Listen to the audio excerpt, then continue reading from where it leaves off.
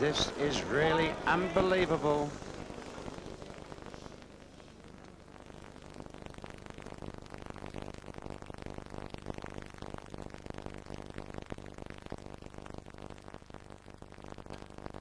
He's done it. Dennis Taylor, for the first time, becomes Embassy World Snooker Champion 1985.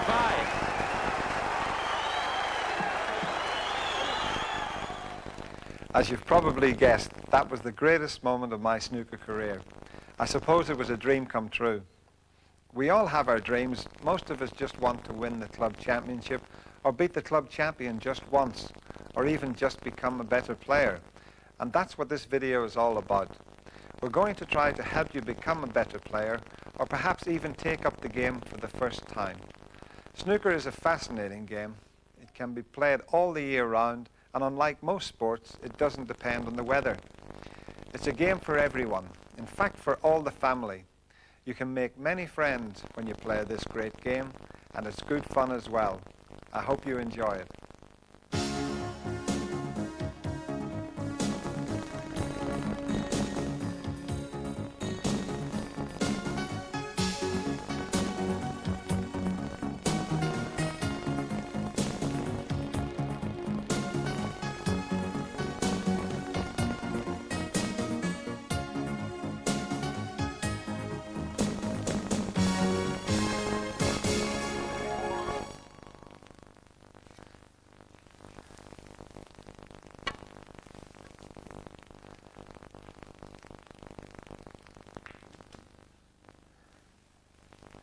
Hello and welcome to Play Snooker.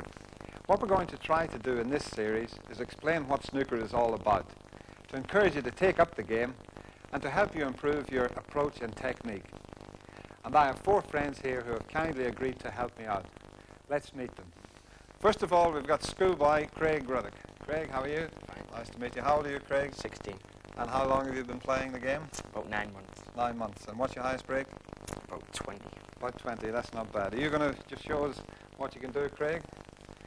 Have a go at what? The brown into the centre pocket, is it? And straight in the middle. That was absolutely perfect. We'll see you shortly, Craig. Thank you. And next we've got, all the way from Scotland, Matt Bradley. How are you, Matt? Nice to see you. Fine, great. And how long have you been playing, Matt? 2.5 years. 2.5 years. I believe you took the game up after you had a little accident and broke your leg. Yeah. Is that right? You enjoying the game? Brilliant. Smashing. Now I look back. Let's see what you can do. You're going to put the green away in the same pocket for us? Yeah. Just take your time.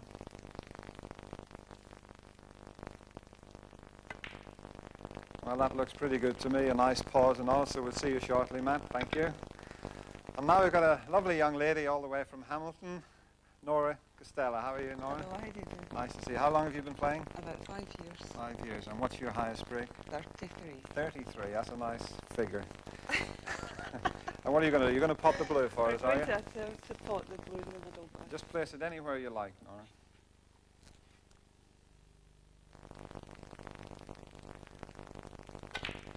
Well, that looks perfect, straight in the middle of the pocket. Thanks very much indeed, Nora.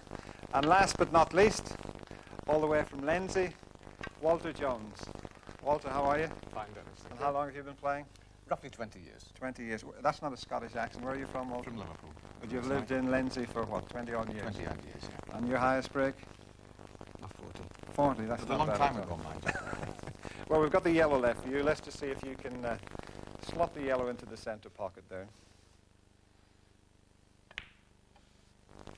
Well, just drifted slightly there, but that was close enough. We'll see you shortly. Thanks very much, Walter.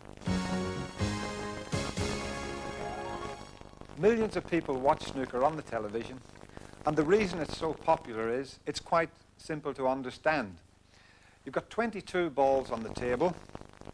You've got 6 coloured balls that have their own spots. First of all, we've got the yellow ball, which is valued 2 points, and this is the yellow spot here. The next colour is the green. That's valued at 3 points. It goes on this spot here. Next in line comes the brown ball. That's valued at 4 points, and it goes on the spot in the centre here. This is called the D area, by the way, the reason because it is shaped like a D. We go on to the next coloured ball, that's the blue, and that's valued at 5 points, and it's placed on the middle spot, right in the centre of the table. Then we go to the pink ball, which is valued 6 points, and it is placed just in front of the red balls. There is a spot there, the reds are in a triangle, they are moved right up to the pink without touching them. Then we go to the highest valued ball, which is the black ball. It's valued at 7 points. You've got 15 red balls, as I said, that are in the triangle. They're valued at 1 point each. And then the most important ball of the lot is the white ball, and that's called the cue ball. Now, to start a game of snooker, the white has to be placed anywhere in the D. You find most professionals would place it just next to the brown. The referee, in this case, would toss the coin up. Whoever wins the toss, he would elect to break. So the idea is to break the balls, you must make contact with the red ball. If you were to break off and make a bad shot or miscue or hit one of the colours, you would lose that value of points in a foul shot. So the idea is to break off, hit one of the red balls, and the game is then started. And the idea is to pot a red ball, which is valued 1 point. After you pot the red, you can take a choice of any colour on the table. You find most professionals and top amateurs will try to get on the black ball all the time because it's valued at 7 points, and obviously you score more points. So after the 15 reds have been potted, as I say, you get 1 point for a red. If you should happen to pot 2 or 3 reds with one shot, that's quite legal. You would get the 2 or 3 points. But after the red, you must take a colour. And as I say, you get the value of that particular colour. At the end of the game, you finish off the colours in the sequence we mentioned, yellow, green, brown, blue, pink and black. And whoever has most points on the board wins the frame, and then you carry on to the next game. Well, that's taken care of the balls. Now to even a more important part of the game, and that is selecting a cue to play with. As you can see here, I've got a 2-piece cue with the joint 3/4 the way down the cue.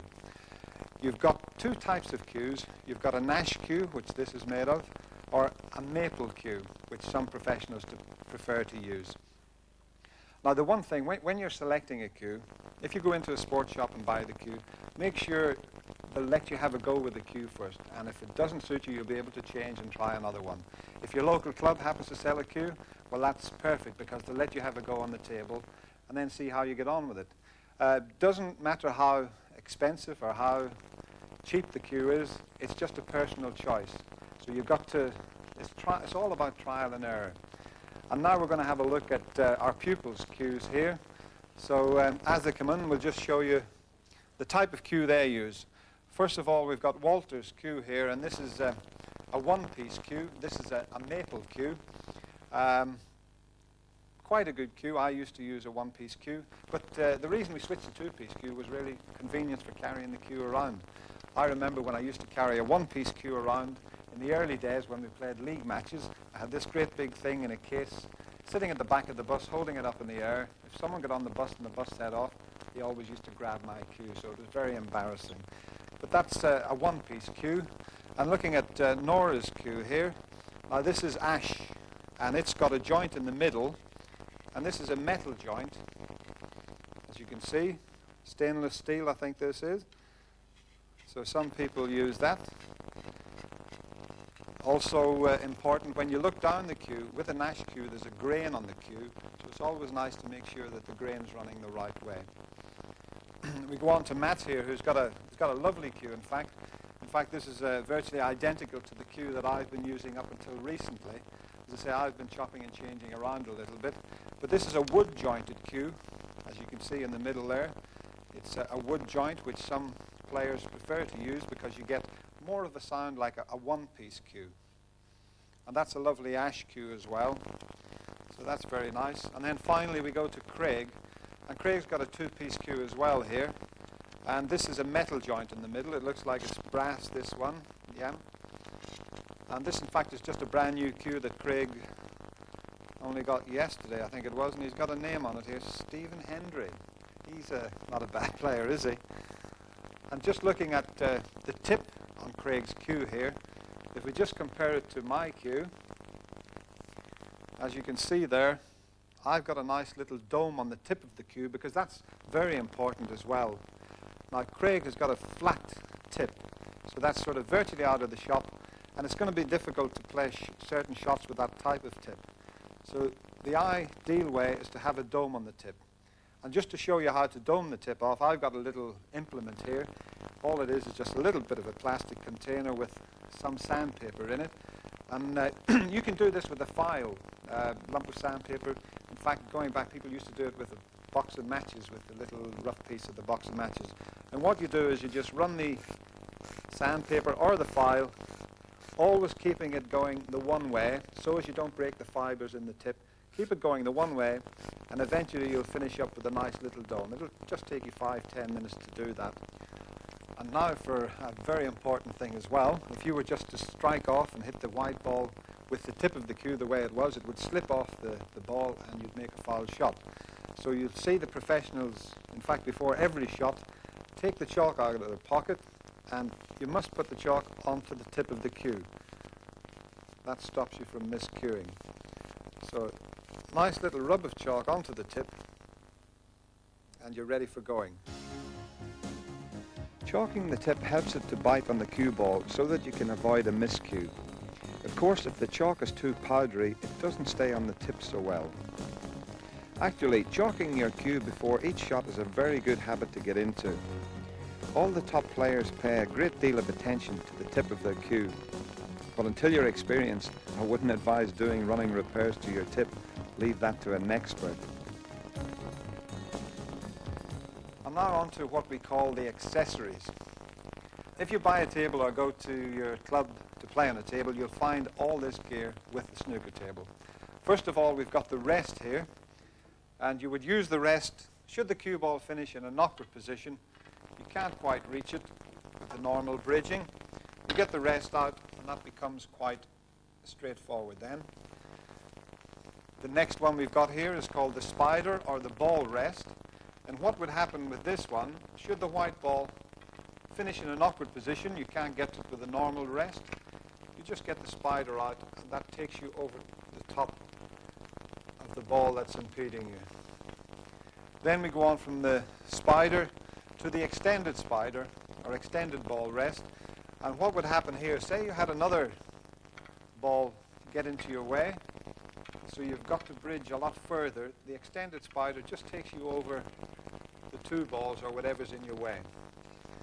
And now we go on to what's called the half butts, and that's just to reach sort of 3/4 way up the table, and that gets you to the cue ball, should it be up at the end of where the tip is there. And then finally, what's known in the game as the fishing tackle. This is the most difficult thing to use, as you can see. If you're a little bit nervous, you get a shake on. It's very, very wobbly, this. And that takes you right the full length of the table. But it's amazing. These have been used for years and years, and virtually they've become obsolete now, because you'll see most professionals carry extensions around with them. Just to give you an idea from the cue point of view, I've got an extension here that slots onto my own cue, and that virtually does the same job as the half butt. That would take you up to the pink spot. You can have these made at various lengths. And without going to those again, we've got an extension here. This just slots onto the end of the rest, and that does the same job. So you're using the normal rest, and you're also using your normal cue, which makes life much more simple. Unfortunately, when you're playing in a real game, life is not quite so simple, as Willie Thorne is discovering. One of the secrets of good rest play is to keep the butt end firmly on the table if possible.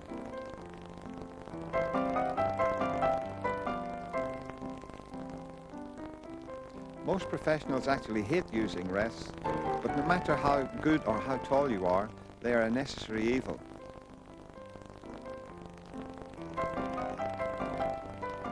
Now that's a bit unusual. Willie's becoming a bit desperate here. And this is something many people forget. If you have to use fishing tackle, always chalk the tip.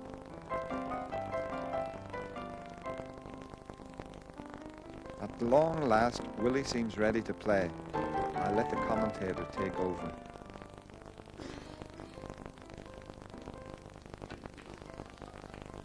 you see, complete mess of that. As with most sports, the most important thing is the basics. You've got to start off correct, otherwise you develop bad habits as you go along. And just to give you, we're going to go through the stance, the bridging, and also the grip. If you take a boxer going to the stance, he would line up like this with his weight slightly forward on his left foot. If you were a shooter, you would stand like that as well. You see them doing that. And it's similar with snooker. You've got to get the comfortable position. So what you would do, say, getting ready for the break-off, you would get yourself nice and comfortable. You've got your feet roughly at a 45-degree angle. Your left leg is bent, leaning slightly forward. Your right leg is virtually straight, maybe just bent slightly. But you get yourself into a nice, comfortable position. You should be in a position that if someone come up behind you and give you a little shove, you would still keep your balance. Then you know you've got quite a good stance. After the stance, you're looking at the bridge hand. So obviously you shuffle in, but still keeping the same position.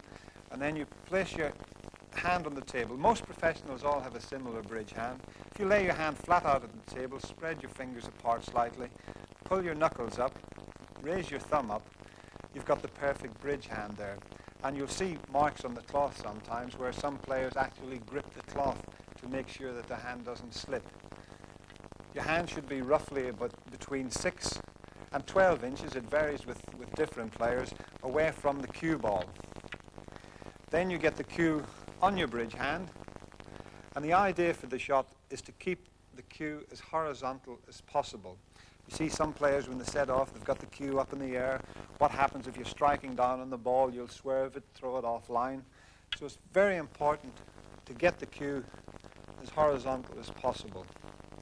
Now once you've got that right, you go to the grip on the cue. Now this varies from player to player. I mean, some players grip the cue, but you mustn't grip the cue too tight, because when you're under a bit of pressure, if you grip the cue, you'll snatch at the shot. So you want to hold the cue reasonably firm, but so as you could just slide it out from between your fingers. The main thing with it is the two fingers and the thumb, they play the biggest part. You sort of tend to grip with that. So if you're playing a forcing shot, you would pull the cue back. They would open slightly, as you can see, and then as you come through, everything would close. But having said that, some players, I remember, in fact, the year I won the championship, I was holding the cue very loose. In fact, my thumb wasn't doing anything. I just had the cue resting on the fingers. You'll see some players doing that. So it's just a little bit of a matter of trial and error. And once you get what feels comfortable, the main thing is delivering the cue in a straight line.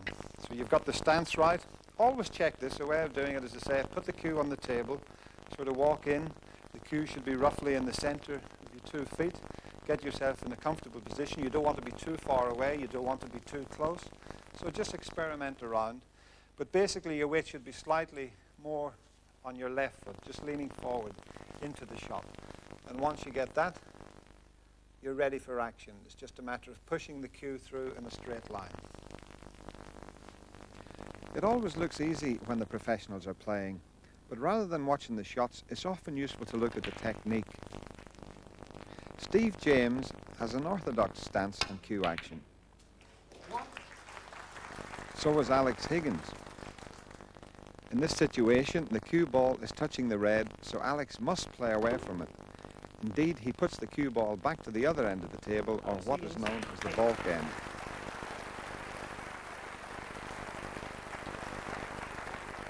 Steve Davis has altered his stance slightly in recent years, standing more square on.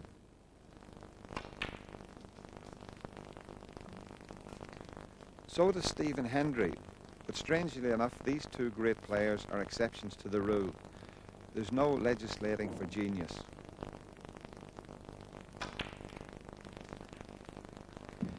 But in terms of technique and cue delivery, there's no one more orthodox than Steve Davis.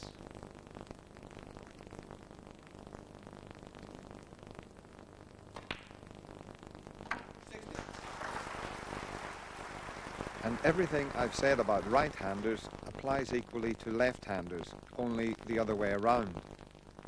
And there's no better exponent than this man, Jimmy White. 1, Well, now we're going to have a look at all our players' basics just to see how they shape up. And first of all, Craig is going to help me out. So Craig, if you could just come through to the table. We've got the white roughly around here as if you're going to break off. So let's just have a look at your stance. Now straight away you can see that Craig looks off balance. He's leaning right into the shot, so there's an awful lot of weight on his left leg, and it's also bent quite a lot. And he's quite a tall chap, is Craig. The other little point, you're a little bit too close to the cue ball, so you can come back slightly, not too far, roughly about 6 to 8 inches, maybe a little bit closer. But we've got to change this. This is, if you stand up again, Craig, and as we mentioned earlier, just sort of put the cue down and get it sort of roughly in between your legs. Now let's see you get into the shot again. And don't keep this foot out here, a little bit more square. Now that looks a bit better, yeah. You're slightly off balance again, so you want to just shuffle yourself over. Let's have a look at that now. That looks pretty good.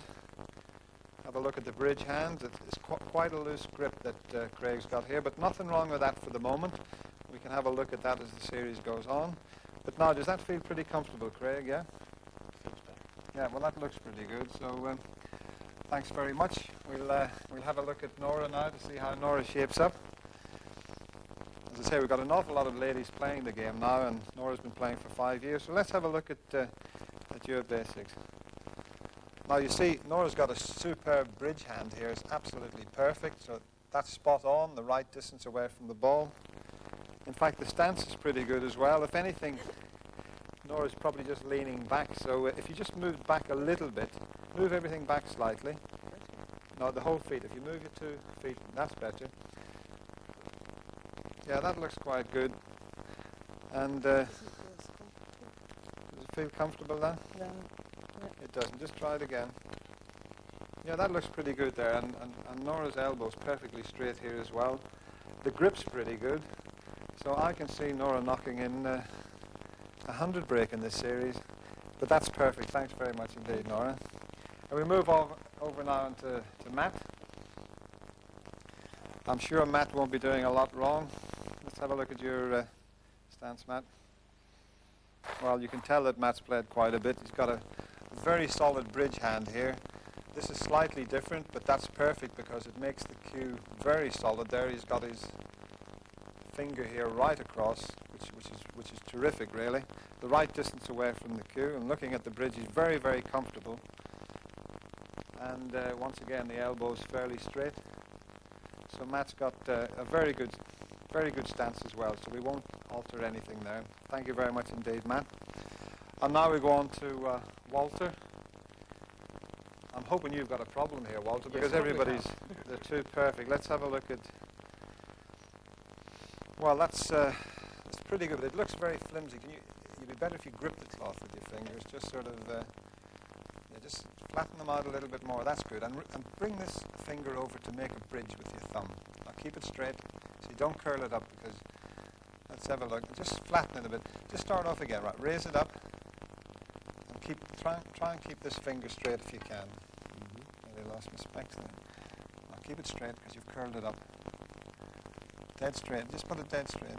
That's it. Now that's better.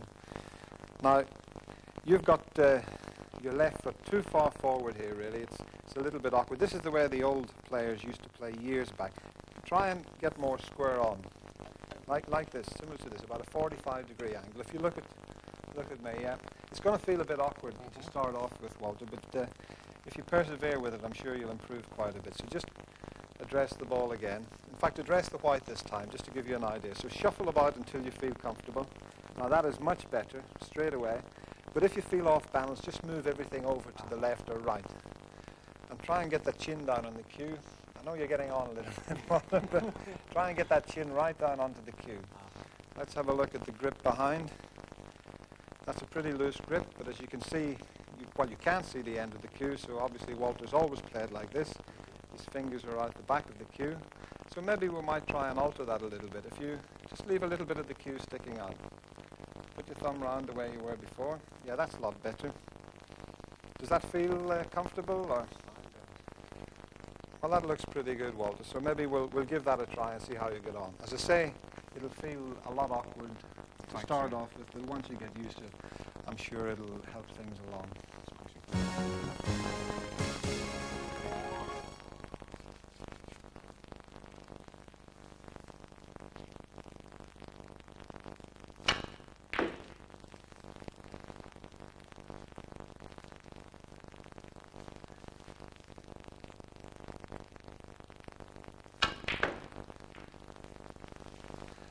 Potting.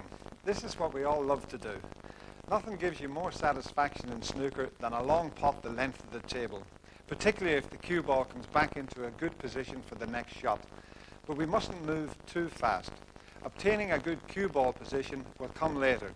For the moment, let's concentrate on potting. So now we're going to do a little exercise here. In fact, an exercise that Steve Davis still spends quite a bit of time doing even today, and that is running the cue ball up over the brown spot, the blue spot, pink spot, black spot, and try to bring it down in a straight line again. It sounds so easy, but you'll just see how difficult it is in a minute. Now we're going to get Pupils to help me out with this. Matt's going to have a go. Now you should be able to do this the way anybody with a 90-odd break, I'm expecting to get it first time. So let's have a go. Just play it not too hard to start off with.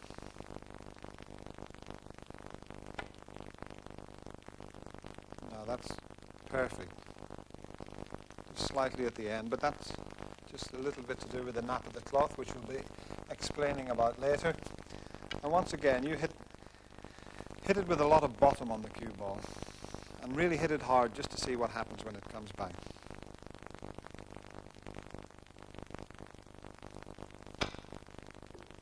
Isn't that amazing? It just shows you that when you start to force the shot, that's what happens. So you've obviously hit that with left-hand side on it. In fact, I'll just have one go myself just to see what I'll probably do the same thing. There we go, down the right side of the table.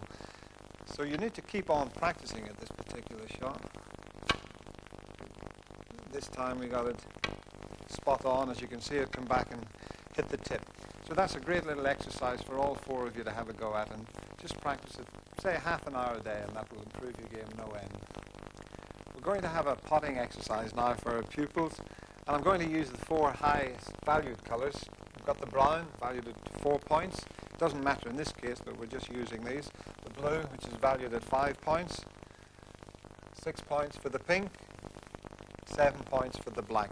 And Craig's going to help me out first of all here.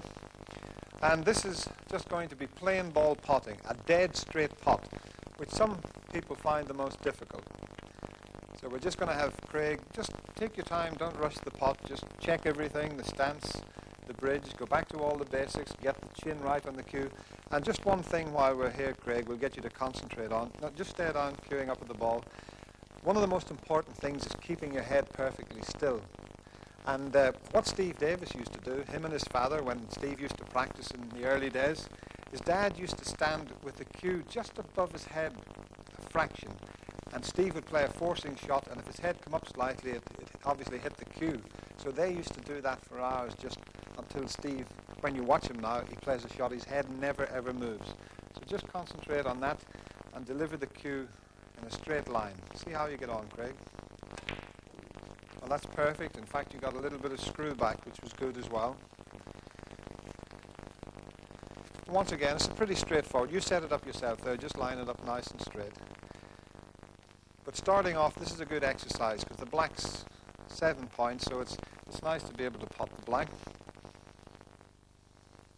And that's perfect. This time he gets the white to stop on the black. That's called the stun shot, but we'll go into that a little bit later and tell you how that works. That was very good, Craig. Thanks very much. Now we're going to have the pink, and Nora's going to have a go at the pink, which is it's an angle, well, a slightly different angle to the black. But once again, it's a straight pot.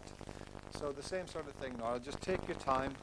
Make sure everything's right. The bridges, that's perfect. The chin's right on the cue. And concentrate on pushing the cue through in a straight line and keeping your head still. Well, that was close. Just wobbled it in the pocket.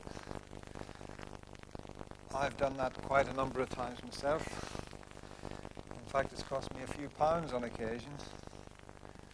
So the the same thing again. Just concentrate. It's a bit like the exercise, you know, when we're running the white up and down the spots. It's a similar sort of thing.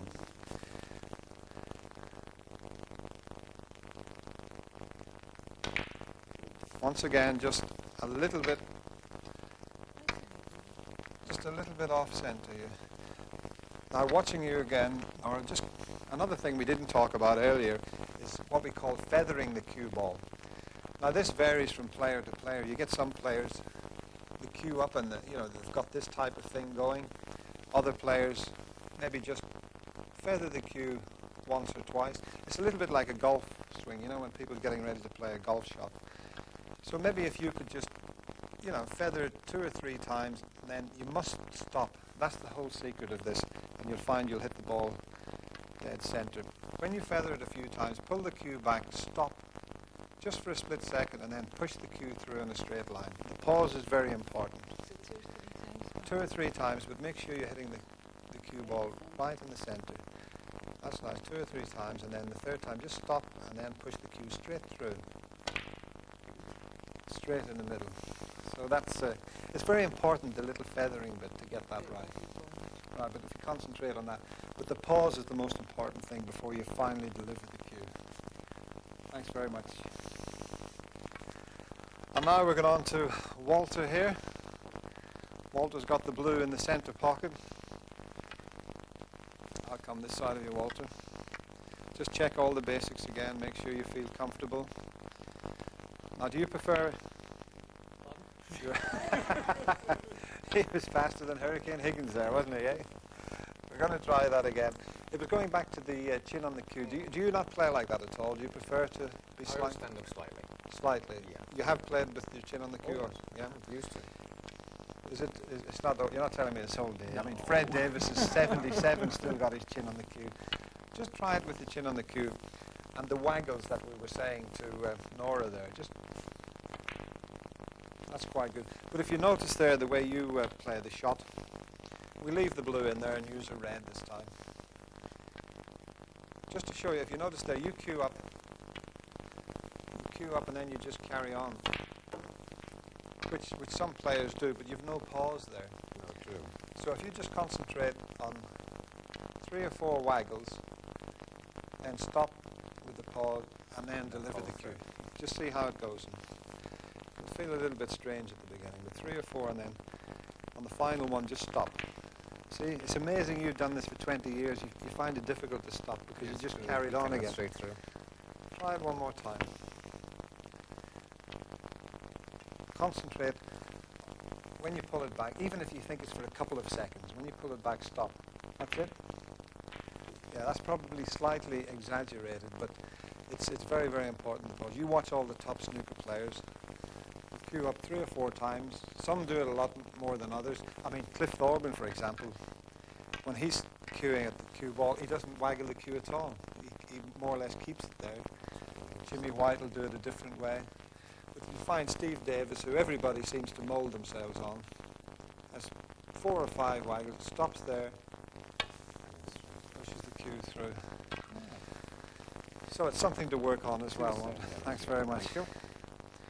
And Matt, you've got the more difficult pot here. We're going to go for the long brown into the corner pocket. Once again, just feel comfortable. I don't need to tell you about your stance. You're pretty good anyway.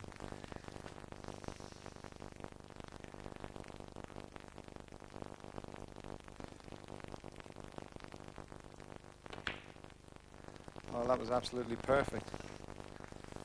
I'll tell you what, it won't be long until you're making century breaks, potting them like that.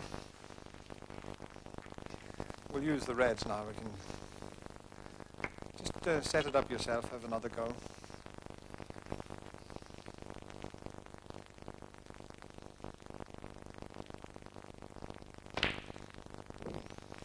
The reason, well, obviously because you forced it, it becomes more difficult. It's like the shot when we were going up and down the spots. The harder you hit the ball, the more difficult it is to pot. In fact, it's not a bad thing when you're practicing to force a few shots like that, because it tells you if you're cueing correctly or not. Have another crack at it.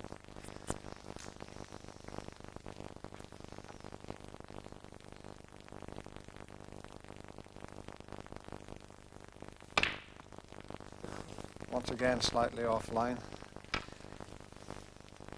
Do it this time consciously, as if, what I do sometimes on a long pot like this, if I'm playing, what I concentrate is as if I was trying to push the cue into the pocket.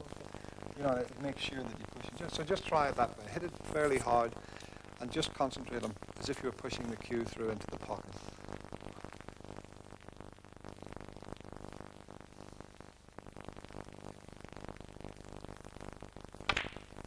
Yeah, that's absolutely perfect, yeah.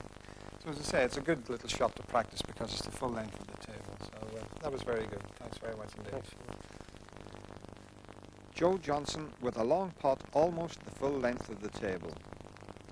Head steady, chin right down on the cue, push the cue through in a straight line, and the cue ball moves into perfect position for the blue. Steve Davis with a similar but slightly more difficult long pot because it is angled.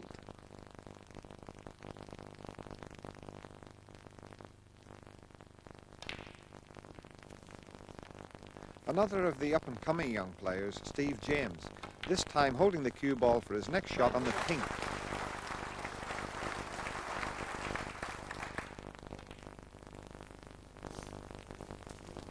Well, now we're going to move on to angled pots, and a lot of people find this very difficult, you know, when you go around playing exhibition, to say to you, how do you know where to hit the ball? Well, it looks as if there's like hundreds of places where you could hit the ball, but basically there's just 4. We've got the straight ball pot, which is the one we've been practicing before. That's an absolutely straight line into the pocket. And to help you along with this, we're going to place the red directly in front of the blue, but just use it as an imaginary ball. It's going to give us an imaginary line through to the blue. If you were to use the white ball and hit the red ball full ball, obviously the blue would go in the pocket. So this is just to give you an idea of the angle. This red here, to pot the blue, you would have to hit it 3/4 ball. So with that imaginary ball in front of the blue, if you could imagine hitting that dead center, you in fact would finish up hitting the blue 3/4 balls.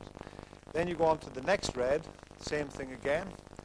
Imagine hitting right through the red ball. You would hit the blue ball half ball.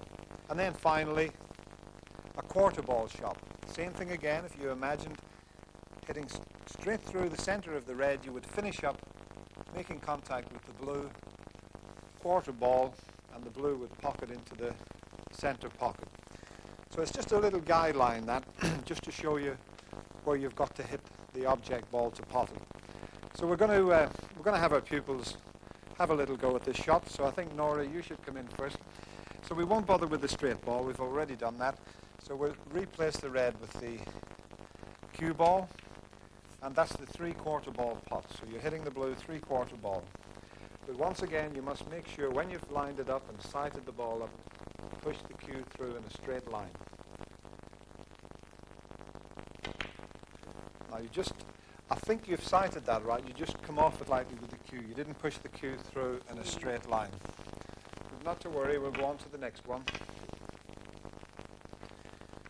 This time it's the half ball pot. Maybe just roll it in, just to give you an idea. Rather than force it, just roll it into the pocket.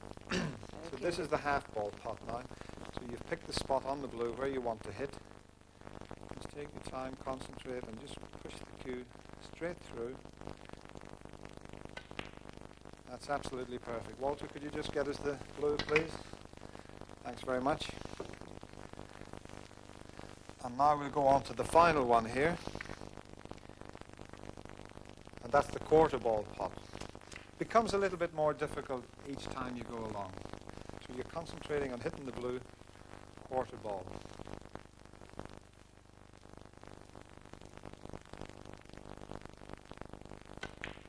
Now that was more of a half ball shot you hit, but not to worry, you still did well. You managed to get the one in.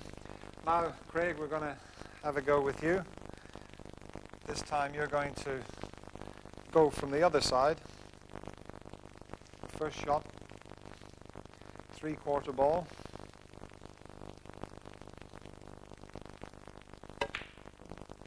Now that was just a little bit, you played a stun shot there and it just sent the object ball just offline slightly. Try the half ball one. Just roll it in. Don't just push the cue through in a straight line.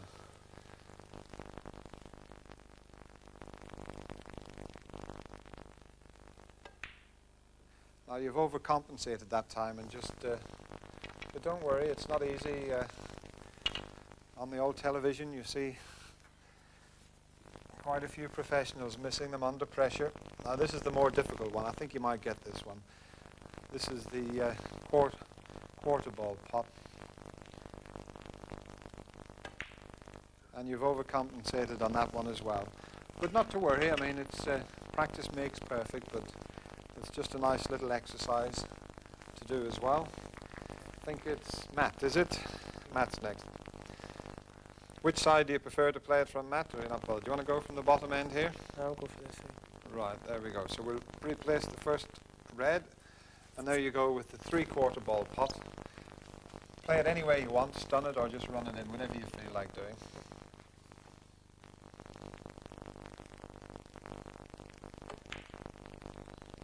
Yeah, just managed to sneak in there and get the cue ball back here.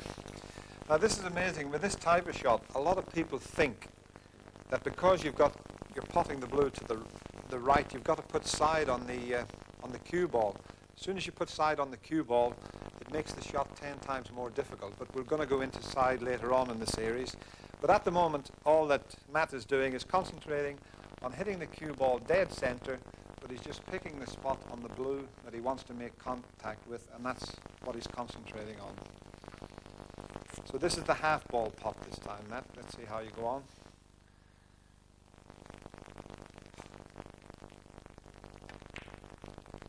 Yeah, once again, that's pretty good. And the white as well, a little bonus.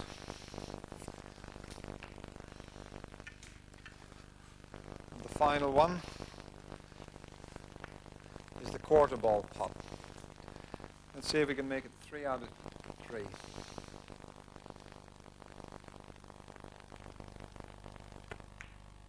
Oh, you just overdone it. Hit a little bit too thin that time. But that wasn't bad. We got 2 out of 3. So thanks very much, Matt. And Walter bringing up the rear again. Can we get 3 out of 3 for Walter? Now take your time this time. I think you can do this pretty good. Just concentrate on hitting the white in the middle, but pick your spot. And it's a 3/4 ball pot. Don't rush it. I'll get that one. That was perfect. Well played. Now we'll go to the half ball pot. You can play it at the same speed, any speed you want. It's just to give you an idea of where you're sighting the blue. There we go. That's 2 out of 2. Could you get the blue for me, Matt? Thank you very much. Thank you. And the final one. I had a funny feeling you were going to be good at this, Walter. I knew you were going to come into your own. And finally, this is the quarter ball pot, the most difficult of the 3. Hang on. Didn't quite make it. If you want to become a good snooker player and to be able to make a break of 20 or 30, you've got to learn how to control the cue ball. You can be the best potter in your club, but if the cue ball constantly runs out of position, you'll lose a lot of games. But if you know how the cue ball is going to react after a pot, and you can control that reaction, you are well on the way to becoming a winner. It's all to do with the spin, or as the professionals call it, side. And to help us out here, we've got a cue ball that someone's come up with a terrific idea of putting a clock face on the cue ball. And you may find this a terrific help to you. If you can imagine the clock face, you can imagine striking the cue ball at 12 o'clock. That will give you top spin. If you strike it at 3 o'clock, that will give you right hand spin. If you strike it at 6 o'clock, that's bottom spin. And 9 o'clock, that's left hand spin. There's various other positions on the cue ball, as you can see. We'll go into that a little bit more detail later in the series. While we've got the cue ball with the clock face on it, we're going to make use of it and have a little exercise. And Matt's going to help me out with this here. we're going to go through the different side spins and top spins we were talking about. And we're going back to an exercise that we were doing earlier in the series. And Matt, if you just go through the clock face, up and down the spots again, as I said, we did it earlier. Only the first shot, hit it at 12 o'clock just to see what reaction you get.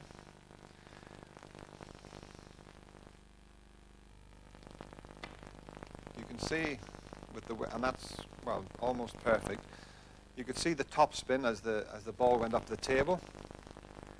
Now, if you hit it at 3 o'clock this time, just watch till you see what happens after the ball makes contact with the top cushion. So that's right-hand side, and just look at the angle that the cue ball came back at. We'll go to the other side of the cue ball this time and make contact with it, Matt, this time at 9 o'clock. And you should get the reverse effect. Now you see, just a little bit more spin that time on it. And this one you'll find very interesting. Matt this time is going to hit the ball at 6 o'clock, which is the sort of a shot you would play when you're playing a screw shot. But it's interesting what happens here. He's going to hit it at 6 o'clock, and by the time the ball gets between the blue and pink spot, it'll still have backspin on it, and then suddenly it'll transfer and you'll get topspin on the ball. So let's just see what happens. You play at medium pace.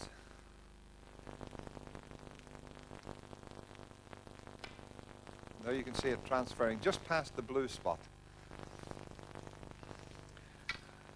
Obviously, it's a very useful ball to use for practice and finding out things like this. You wouldn't be able to use this in a match, but certainly it's a useful ball to have when you're practicing on your own. Jimmy White with a long pot. It's a dangerous shot if he misses. Jimmy plays the cue ball at 12 o'clock with a lot of top spin to bring it back off the top cushion and down the table. Joe Johnson is snooker. If he plays the shot slowly, he might leave the brown on. So striking the cue ball at about 1 o'clock, he is using topspin with a touch aside to get as much distance between the balls as possible.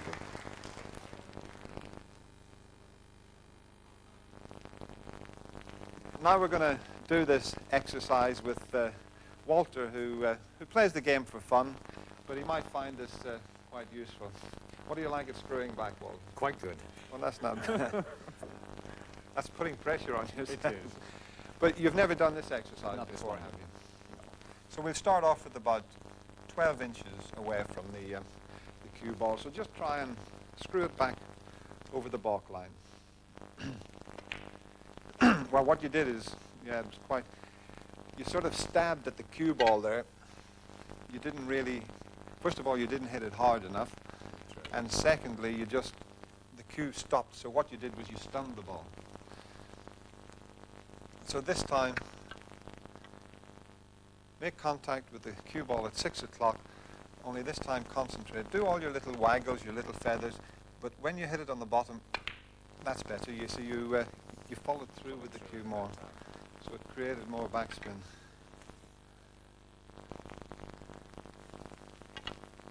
Right, we've now got the brown ball some nearly 2 feet from you now, so this is quite difficult. Let's see how you go on with that exercise. Well, that's pretty good. You're back on the balk line virtually, so that was quite a good effort there. Just have another go, but don't be afraid to, yeah, really lash into it. Make sure you've got the chalk on the tip, because this is quite a valuable cloth, Walter. It is. We don't want someone out with a needle and thread. Right, so right on the bottom, as hard as you can hit it, and follow right through. Well, you've potted the... What a trick shot, Walter. Brilliant. Brilliant. In fact, if that had have happened in a match, that would have been a legal shot. Although you jumped the ball, I don't know whether you know this or not. I don't know. Now, although you jumped the cue ball, it made contact with the object ball, and you potted it, so that's a legal shot. If it jumps over the top of the object ball, then it's a foul shot. And to make Walter feel better, let's look at this attempt at a screw shot by a famous player. Dearie me. It was Steve Davis hampered by the rest. Now in an easier situation, Steve demonstrates how to use screw to get back onto the blue.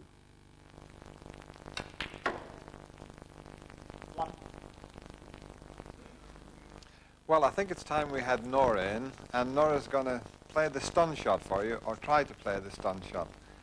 And here we have the position of the balls, Nora. You've got, just before you get down, you've got this sort of position here, the brown's a straight pot, but you want to get on the blue in such a way as you can pot the blue and get up to the pink to give you a chance of clearing the colours up.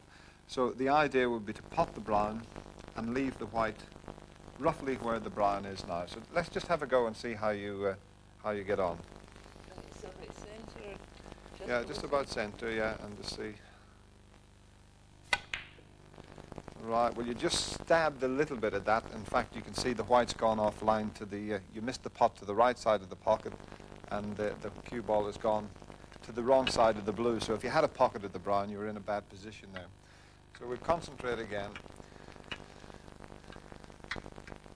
Right, you want to hit it, just concentrate on hitting the ball, the cue ball dead center, as we showed earlier on. So dead center, and once you're cueing there, don't forget the little feathers, and then the nice pause, and then just pause and push the cue straight through.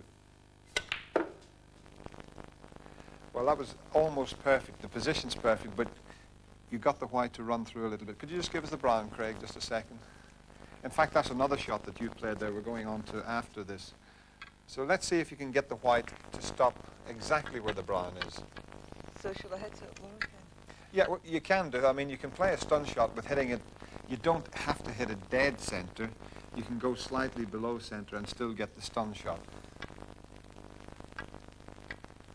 So if you feel you want to hit it just slightly below center, feel free. In between center and 6 o'clock.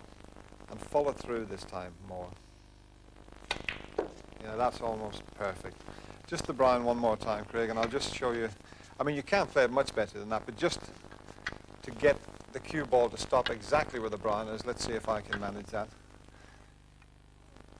So I'm hitting just below center. And the white virtually stops where the brown was. But the way you played it was quite good, so you can't really complain about that. Now, if you want to go around and just roll the blue in, seeing as you've got good position, Nora. So really, you're just rolling the blue into the pocket to leave yourself on the pink here. Just to get the blue to virtually just reach the pocket.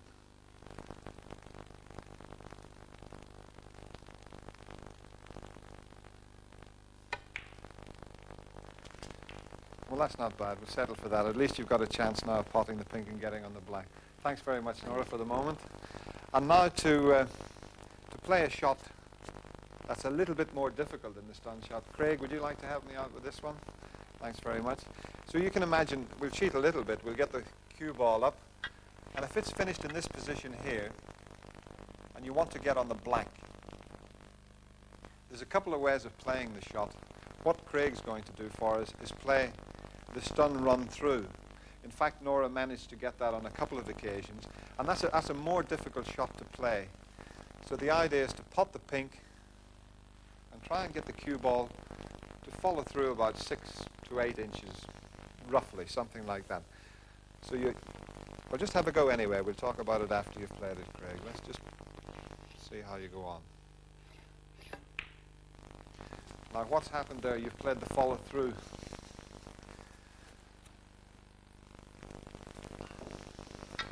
It's like a little punch shot, a little punch shot.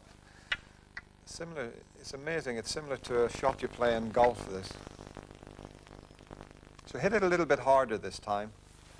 Don't be frightened of hitting it a little bit harder. And just below center, slightly below center. A little bit, not too much, you screw back if you do that. You've almost got it, you've got it to go through a couple of inches. You still have a chance of potting the black there.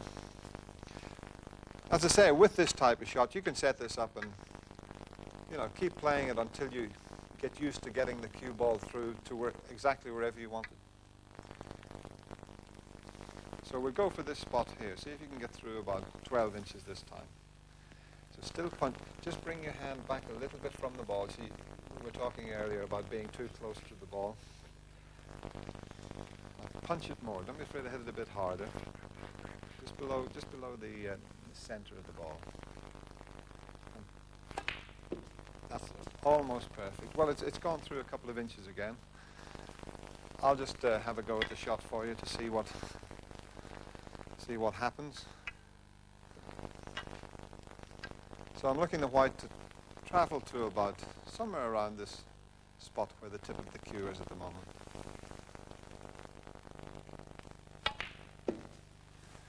And it leaves you nicely on the black.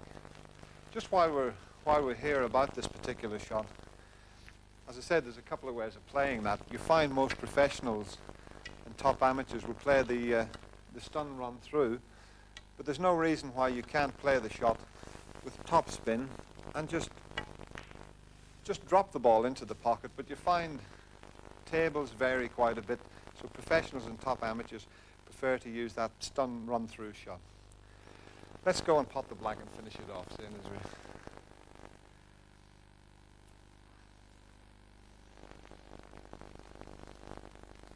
So just a nice stun shot. You wouldn't roll this in a match. You've more control if you... Just like that. Perfect. Thanks very much, Craig. And now, in fact, I'm going to get Walter to come out and help me out with this particular shot. Craig, can I have the pink again? Thank you. Got plenty of... Yes, get plenty of chalk on the old tip, Walter. So what you're going to try and do here is just pot the pink, left-hand side, see if you can get up nicely onto the black. Sometimes when I'm taking a shot like this and I go left-hand side of the ball, I often miss quite an easy shot. Is there any reason this happens? It's quite a good point you brought up there, Walter, because in fact you see a lot of professionals, we miss pots at times, and people at home think, how can we miss such an easy pot? And the reason is you're applying a lot of side to the ball. And this is the thing, when you're starting off to play the game, Joe Davis used to say this, you say, forget about putting side on, just concentrate on potting the ball, playing ball until you get proficient enough, and then start using side, because it does make the pot more difficult. And you're quite right, because as you put left-hand side on the ball, it's going to throw it offline. That's right. Yes, I'm always afraid of at times. Yeah. And quite a lot of people as well. Yeah, and in fact, it depends on which way the nap of the cloth's going, and it's something we're going to show later on, how the nap of the cloth affects you when you play with side. But with this one here, if you're going to hit it at 9 o'clock, left-hand side, the ball initially, although you're hitting it on the left side, will throw out to the right. In fact, it's amazing. It affects, with different cues, you get a different reaction. With a metal ferrule like we have, you tend to hit the ball on the left-hand side. It goes slightly to the right and then comes back again. With a fiber ferrule, I had a cue with a fiber ferrule, and it went the opposite way. As soon as you hit it with left-hand side, it pulled it to the left. So it's a trial and error with, especially with the get cue. it right. So what you're going to do here is, with playing with the side, just play to hit it as if you're going to pot the ball into this side of the pocket. So it's the left corner of the pocket. Right. So just imagine the pocket being there. Follow through this time. But hit it on the extreme left. You're hitting it almost center there. Don't be afraid to put the side on. Push the cue. Well, you got the side spin, as you can see there, but what you did, you stunned the shot. Because you were hitting, you got to hit slightly above it. We'll have another go at that.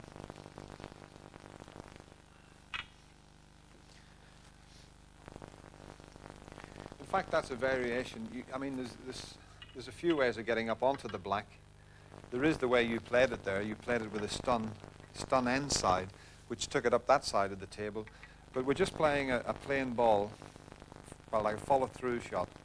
So hit it on the left-hand side.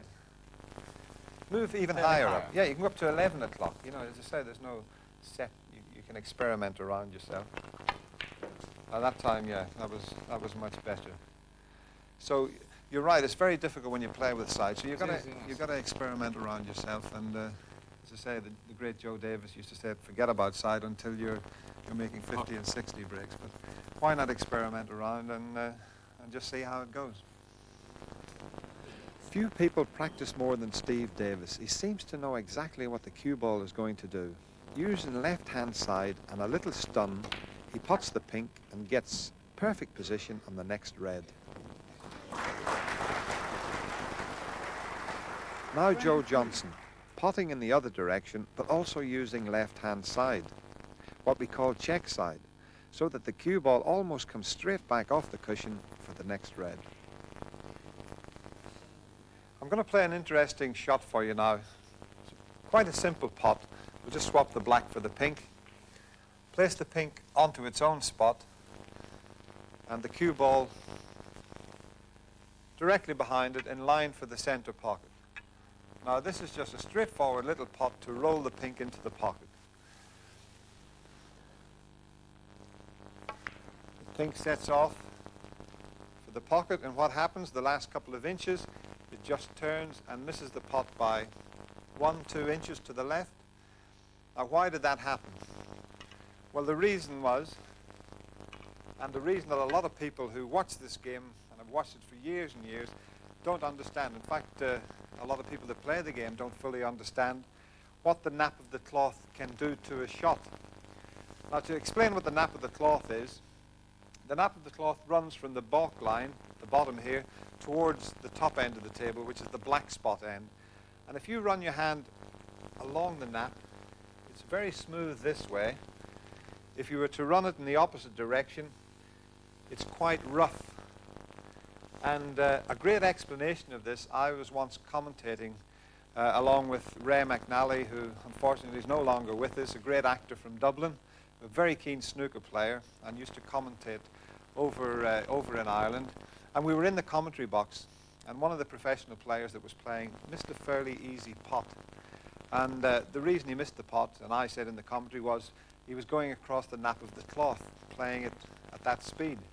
And Ray chipped in and he says, for those of you at home that don't know what the nap of the cloth is, he said it's like a fur on a pussycat's back.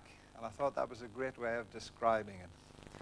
Now we're going to do a little exercise here to show you what the nap of the cloth can in fact do with the pot. And Matt's going to help me out here with this one.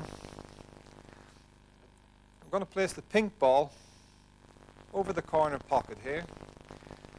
And we'll have the black on the center spot. And we'll have the cue ball here so that Matt is snookered for the pink. He can't quite get through to the pink. Now, there's a few ways. Probably you'd get the professional player would try to swerve the ball round the black, something we'll be talking about later.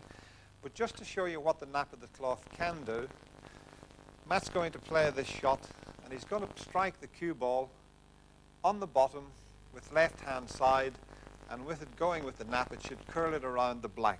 Would you like to have a go at that, Matt, just to see what happens? I was wondering what ball I should be looking at when I'm about to make contact with the white. Well, that's a very interesting question, in fact, Matt. A lot of people say to you, even on a straightforward pot, what ball do you look at whenever you're playing a shot? Now, this is certain players are different, even amongst professionals. Now, Steve Davis, he focuses on the object ball, so he cues up, and he obviously has to look at the cue ball and the object ball, so his eyes are glancing from one to the other, but he focuses longer on the object ball before he just plays the shot. Now, what I do is I look at both balls, and just a split second before I deliver the cue, my eyes go to the object ball. And I tend to play a little bit like sighting a rifle. You know, you're back and forwards and sort of simultaneously. But just the last split second, I go to the object ball. So that's something you want to, whichever suits you best, really. Right, let's see how we go on with this. So you're going to strike it at about 7 o'clock, just to make it curl around the black. So you're playing to miss the black on the right-hand side. And there you can see the side, the left-hand side with the nap of the cloth has curled it round the black. We'll go around the opposite side here, Matt, just to show what happens. I'll just place the pink over the corner pocket here. Now this time we're going against the nap of the cloth. And you get a completely different reaction. In fact, it's opposite to the other. If you look at the shot here, you would think, once again, you'd have to play it with left-hand side to curl it around the black. Now, because you're going against the nap, play the shot with right-hand side. So you're hitting the ball at about 5 o'clock there. The same pace again, and it should set out, and instead of going to the right, because you're against the nap, it it should curl the opposite way. Sort of dig into it a little bit more with the side. And you can see it's just started to curl round and finished up, hit the pink full ball. As you can see, we've got the ball set up here to start a frame of snooker. And one of the most important shots is the break-off shot. Now, there's three different ways of breaking the balls. Well, basically three different ways. There's the first break that I used to use when I first started playing the game, and that was just a straightforward break-off where you hit the end red and take the cue ball back down the table. So let's see what happens with that.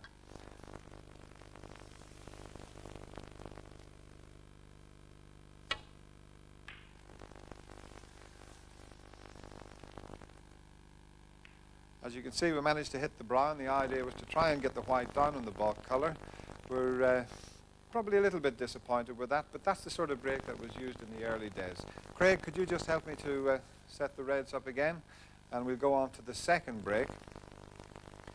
In fact, this next break that's coming up is the break-off that I use myself on all my games.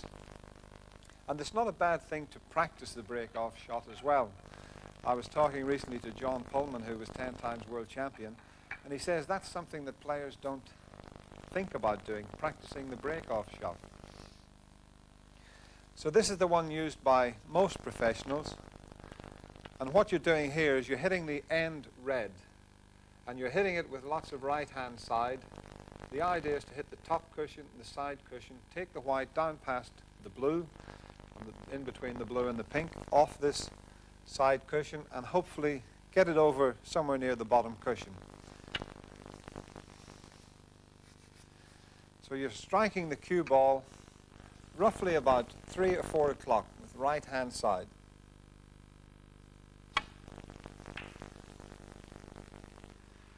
Managed to get past the blue.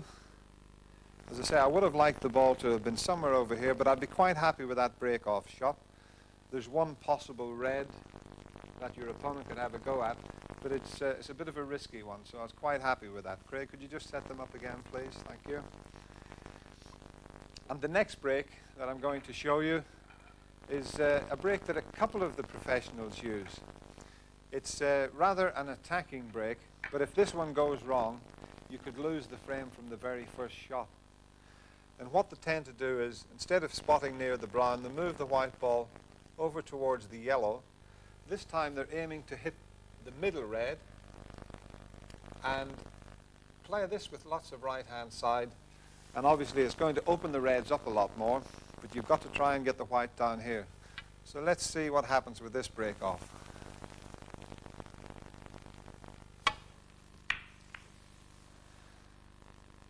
Well, as you can see, I managed to open the reds a little bit. Didn't quite get enough side, made contact with the blue. I've left a possible opening here, so if you're playing one of the top players, he could get in and pot 5 or 6 blacks from that break-off shot. So it's very important to make a good break-off shot. But those are basically the 3 break-offs. Could you just set the balls up, Craig? And Walter, would you like to come in and start a frame off against Craig here, just to see how you get on? I'll set those up, Craig. You just get your cue ready. I tossed a coin earlier, and Craig won the toss and will break. Now, which break-off are you going to use, Craig? What do you normally use? I think with the second one. The second red you want to bring it round. As I say, there's no, I mean, I mentioned the end red, I mentioned the third red, so you're going to play the second one. That's quite all right.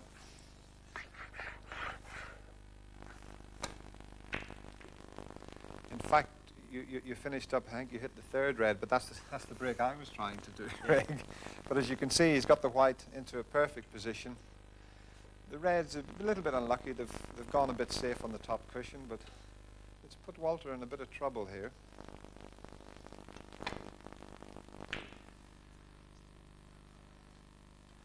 And rather fortunate there, Walter. You were trying to get the white back down the table, I think. You picked the bones out of that, Craig. Now this is a sort of a situation where Craig hasn't got much choice. If he was playing in a competition, I feel sure. Can you hit this red here? No. So he would probably just roll into the pack and play a safety shot. But, well, it's up to you, Craig. It's your shot.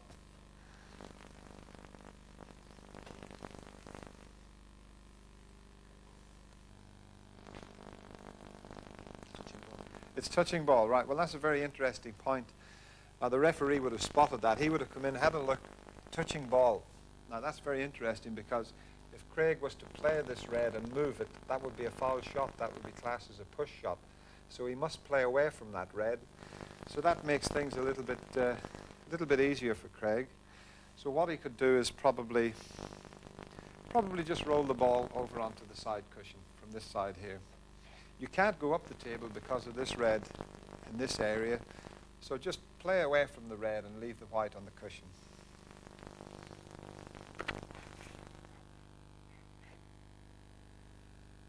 That's reasonably safe there. When there is little or nothing on, most top snooker players go for safety. Steve has to be careful here not to disturb the reds too much, but at the same time send the cue ball back to the baulk area. Stephen Hendry, in his reply, has to be even more careful because he must move the chosen red a fair distance.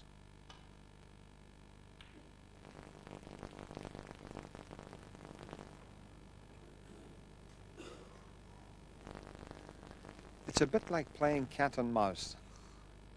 Steve can now attempt the pot, but you can be sure he'll be hoping to get the white back down the table as well.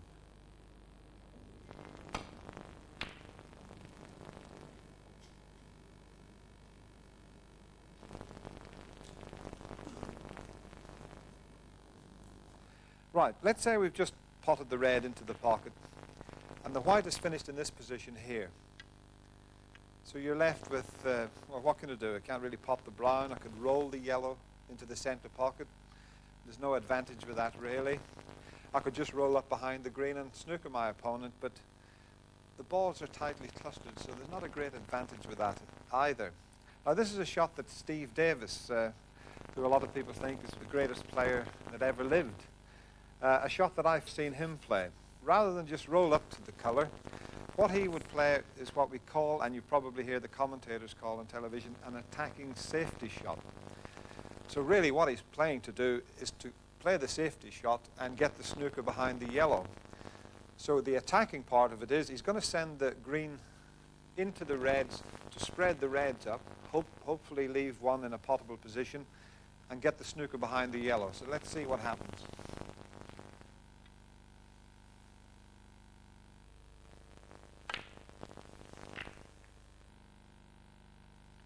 As you can see, the balls have opened up slightly. Probably you could hit it a little bit harder and it might spread nicer, but perfectly up behind the yellow. So now it's not easy to get out of the snooker without leaving a red on. Where you improve your game is eliminating shots out of your game. That's playing the percentages. So it all depends on how well you're playing. Take, for example, this shot here. You've got a chance of potting the red. It's quite a difficult pot. If you pot the red, you could get onto the black. So what do you do? So you have a go maybe at the long red. You don't strike it that well. What happens? Your opponent steps in. You've left him in around the black. So he could pot 4, 5, 6 blacks and probably clinch the frame from that position. So it's always wise to play the percentages.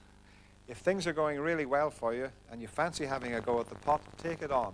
If you're struggling, play the safety shot. What I would have done would have been clipped off the red, off the top cushion, back down the table for safety. Joe Johnson would appear to be looking at a possible plant here, but it's a very risky shot. So typically he plays the percentages, has a go at the plant, but also maybe hoping to get behind the black.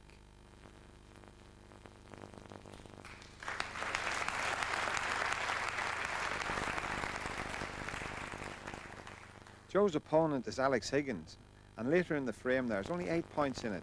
Alex has a chance at a difficult pot, but he ignores it and settles for the snooker.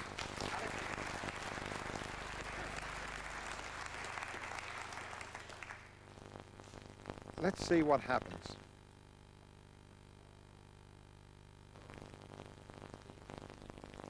Joe gets out of the snooker, but in doing so he leaves Alex an easy red, so Alex's strategy paid off. Well, now we're moving on to doubles, and I don't mean scotch, by the way. I'm talking about doubles on a snooker table. A lot of players say to you, why do professionals not play doubles? Well, that's not strictly true, because it's down to the percentage again. Take this situation here. You've got one red left on the table. You're 30 points behind. So what you would tend to think, I'll have a go at the double here because I need all the balls. If you were 30 points in front, you'd probably send the red up the table and the white down onto the baulk cushion, hoping to get a snooker. But in this sort of situation, I would say, let's have a go at the double. And in fact, I'm going to get Craig to help me out. Do you want to have a go at this double here, Craig? The double here is the angle. If you just point the cue, you pick the cushion. It's all down to judgment doubles, really, but that looks pretty straightforward. It's going to come off the cushion at the same angle as it's pointing onto it. So that can give you an idea. If you point the cue at the object ball and then sort of get a line as well, so you think there's a possibility here. So just have a go and see how we get on with the double.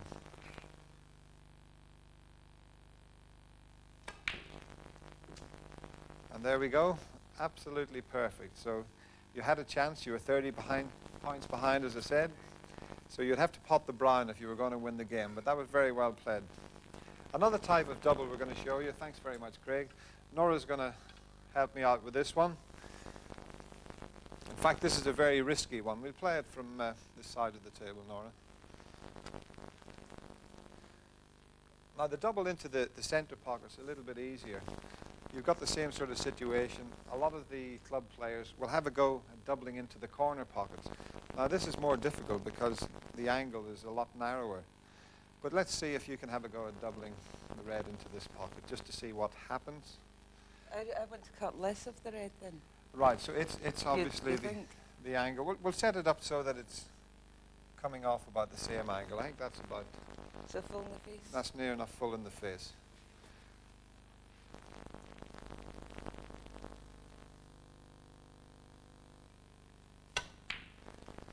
And there we go. This time you overcompensated.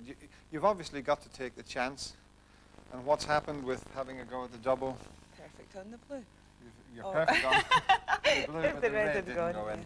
So what you would do, you'd lose the frame. But thanks very much just for having a go at that, just to show them, Nora. So that's sort of doubles into the center pocket, doubles into the corner pocket. There's one other double you can play, and that's called the cocked hat double. You may have heard that phrase on television coming from the commentators, and it would be in the sort of situation, say you had a black ball fight, the black finished in this position here, the white somewhere around this position. What do you do? It's not easy to play a good safety shot. And what the cocked hat double is, you're going to play the black off the side cushion here, it should then hit the bottom cushion, this side cushion, and it'll head towards the middle pocket. It's a very, very difficult shot. But there is one other little aspect to this shot. If you don't happen to get it right and the black misses the pocket to the top side, it'll finish up on the top cushion. But a lot of professionals will take the risk and have a go at the double. But at the same time, they're hoping to leave the cue ball safe. So you're playing the percentages again. Let's see what happens.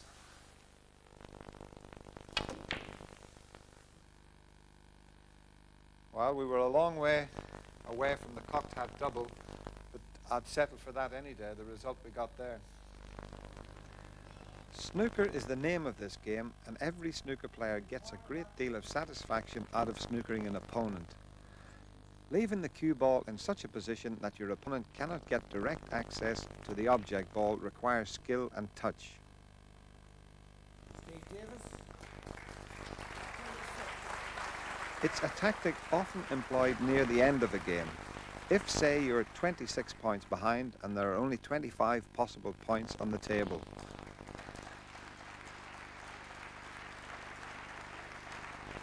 But you can snooker your opponent at any time. If you cannot easily pot a red or a colour, it's a good tactic to snooker your opponent with the intention that, as he attempts to get out of the snooker, he will either fail, thus giving you 4 points or more for the foul, or even if he succeeds, he will leave you on.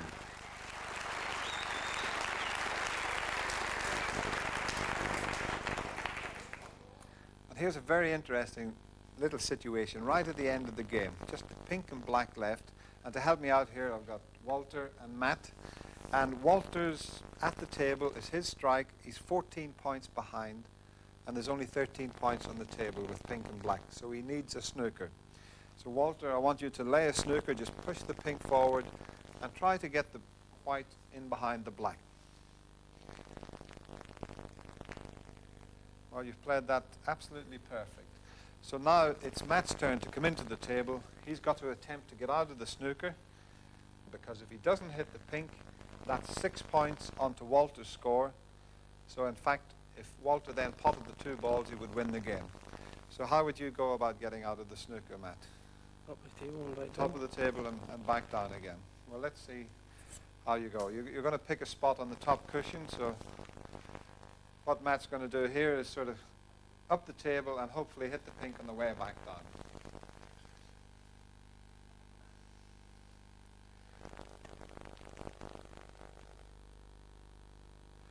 Well, that was a pretty good effort. It was on line, but you just didn't hit it hard enough.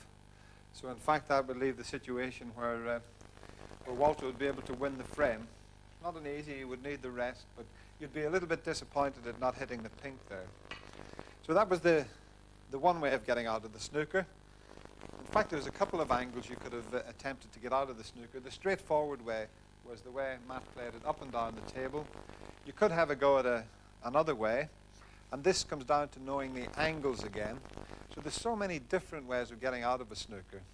You could attempt to come off 1 cushion, 2 cushions, 3 cushions, and hopefully hit the pink. I'll just have a little go at that. I don't know what will happen. So I'm playing this with right hand side to spin it around the cushions.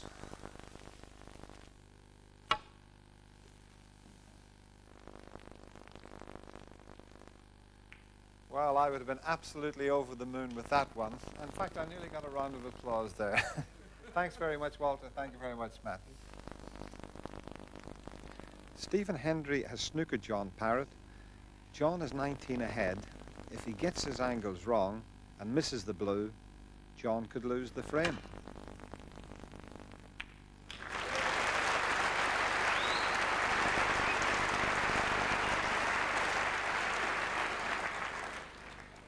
Now, a lot of people want to know, what is a free ball? Well, just to give you a little example, we'll just attempt to get out of the snooker. As you can see, I'm snookered on the last red. I'm going to try to hit the red. It's a bit difficult. The black's in the way to come straight down the table, so I'll try to hit it coming off 2 cushions. Well, just misjudged it. In fact, misjudged it so badly, the white's gone in the pocket. So what happens? The white comes back, and the white has to be placed in the D. The referee would come into the table, he would get down and look and declare a free ball. And the reason it's a free ball is you can't hit the red ball, that's the ball on. You've got to be able to hit it on both extreme edges. In this case, I can only see the one side of the red. He would declare a free ball. Now I'm left with a choice here. I can't get down and just roll the white up behind the brown or roll it up behind the green, because that would be a foul shot. You're not allowed to snooker behind the ball you nominate. The other choice, I could play to pot the green into the center pocket. If I pocketed the green, I would get 1 point, because it would be the value of the ball on. So the green would count as 1 point. After that, I couldn't go and play the red. I would have to take another color. So what I would then do is nominate a color. Say I took the blue and potted the blue, I would get the normal 5 points. If it was the pink, 6 points, and so on. So I'd be left with the situation, I'd probably pot the green, get 1 point, pot the blue, 6 points, get position on the red, and hopefully clear up and win from that situation. Well, what a break-off shot that was. You can imagine playing your opponent. He's attempted to get the white ball on the bottom cushion, absolutely tight. That's where you're attempting to get the ball when you do break off. Now, Craig's going to come in and help me out with this one. Craig, as I say, your opponent's left you tight on the cushion. You can only just see the top of the cue ball, and you've got to play a safety shot. So let's see how you would go on with this one. Now, just before you hit it, you see you've got the butt of the cue up in the air. Because you can only make contact with the top of the cue ball, you've got the cue up in the air. Now, you're going to swerve the shot. If you hit it with a little bit of side, you're going to swerve it and either go in and split the reds up or miss them altogether. So what you want to do is come down the cue about 12 inches with your right hand, and even bend your legs a little bit more and try and get the cue more horizontal. Let's just see how that feels. Because you're quite tall. How tall are you? 6'2". 6'2". I could do with your legs whenever the white's up around here. Right, so let's see. If you bend your legs a little bit more, because you're quite tall, that's much better. Not too much side, because if you put side, you'll swerve it. Now, as you can see here, just hold on a second, Craig, you see, obviously you can't get your hand on the table to make the proper bridge. If you were to do that, you'd be off the end of the table here. So he's got to come in and experiment around which is comfortable. So really, your 4 fingers are just gripping the wooden part of the cushion here. And it's a similar sort of bridge, but a little bit more awkward. So you just fiddle around till you get it comfortable. Now just attempt to clip off the red ball on the left-hand side. That looks good. Oh, that was close. But that, as I say, sometimes you see that happening. Even professionals sort of miss the ball completely. They give 4 points away. But it's better doing that than sort of going right into the reds and opening them up. So let's see if we can just clip it this time.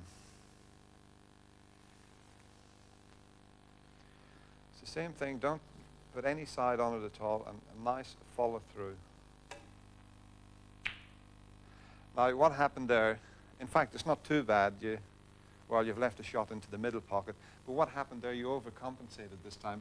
So it's a shot just to keep practicing until you get right, because there's no point leaving the cue ball up that end of the table. You want to be back down here to play a good safety shot and put your opponent into trouble. So you can put a little bit of practice into that. Thanks, Okay. Craig. Thanks.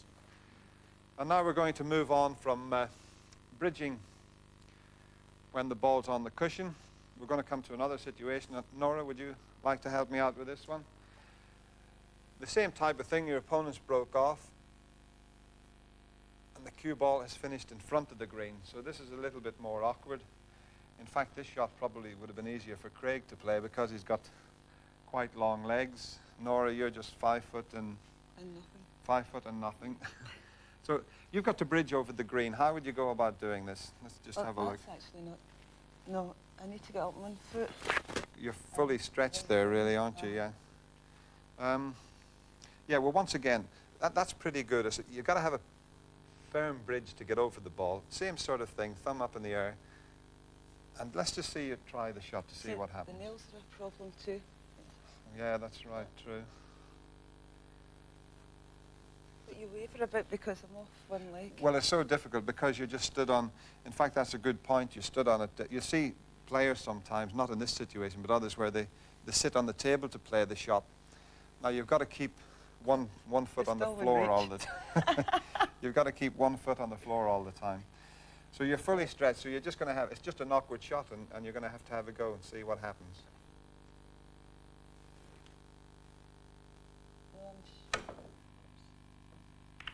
Well, that's not bad, you know. You settled for that one. This is one occasion that the player finds it difficult to look at the object ball as he strikes. Dean Reynolds has to get his line of aim right beforehand because by having to raise his bridge hand so high, he is looking into the bed of the table. And of course, Dean is better to be too thin than too thick. Steve Davis, bridging over the pink, keeps his bridge hand firm and steady and pots the red. Sometimes you can bridge over a ball using the rest, but here again, you can't be too careful. Jimmy White has to keep 1 foot touching the floor, and he has to be sure that neither he nor his clothes touch any intervening balls.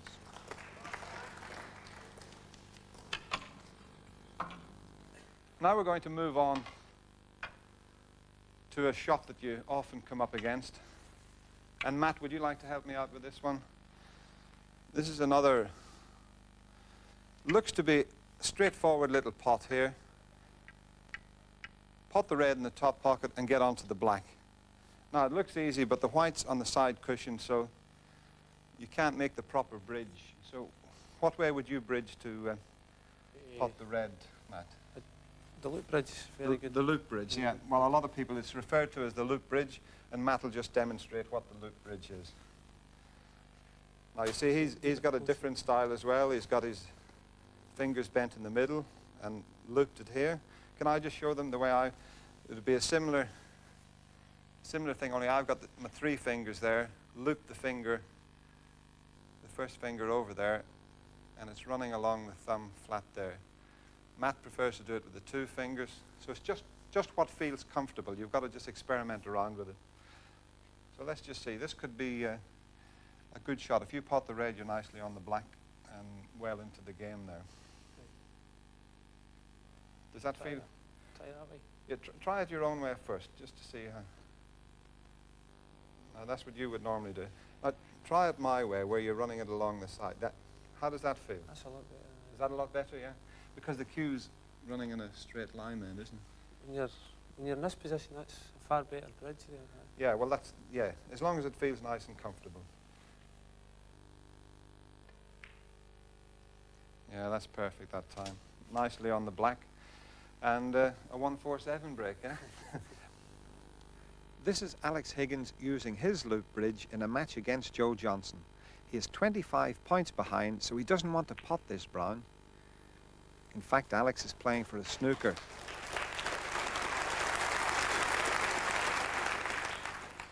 We're moving on now to a shot that's called the drag shot. You'll hear the commentators on television saying about the top professionals, oh, he's played a drag shot there. And it's amazing the number of people that have played the game for years and don't really understand what happens when you play a drag shot. And I've got another white here that's going to help us out. It's got a few stripes on it. It would be illegal to play a game with this white, but it's useful just to show you this shot. And also to help us out, Walter's going to give me a hand this time.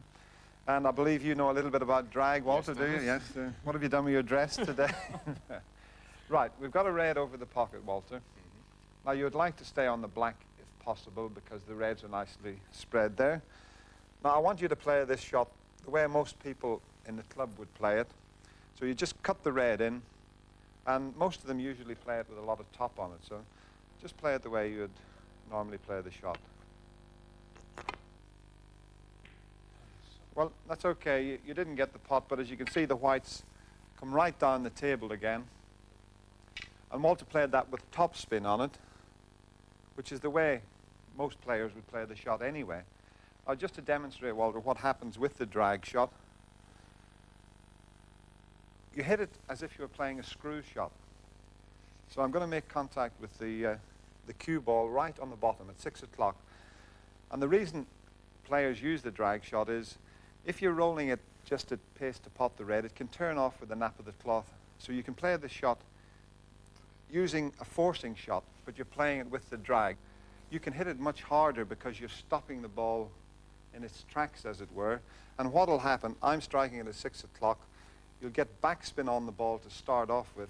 Just as it gets to around the blue, or just past the blue, it will then transfer to top spin, and we'll see what happens. It's quite interesting, this.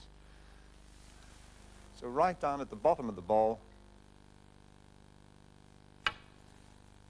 see it transferring, and in fact I've almost got the cue ball to stop dead there.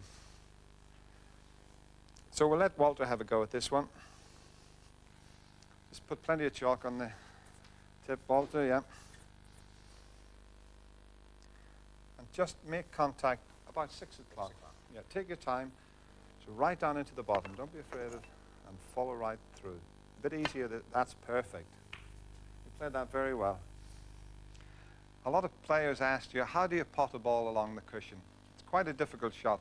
And Nora's going to help me out with this here and have a go at potting the ball along the cushion. You've got the situation here where it is absolutely tight on the cushion. So the only way you can pot that ball is to make contact with the ball and the cushion at the same time. It sounds easy, but it's quite difficult to judge. We're going to have a go at this, Nora, but just before she does, you've seen a lot of professionals do it as well. Rather than take the pot on, they would just leave the white ball tight on the cushion, send the red round the table, and hopefully get a snooker. But you've got a chance to win the match. So let's see what happens if you have a go at potting it. Will I put some side in this? Now, don't put side on.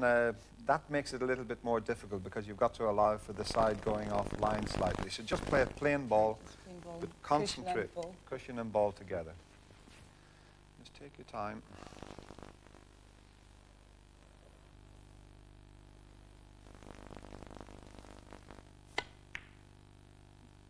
Well, that was very unlucky. You almost got that. We'll have another go at that one. I think you just made contact with the cushion just slightly before the ball there. And you can vary the shot. You see, you can play to just drop it in, which makes it a little bit easier. The only problem has happened there, if the red doesn't go in the pocket, you've set it up for your opponent. So you could play it a little bit harder to get down the table, but just play it again, just to roll in. Okay.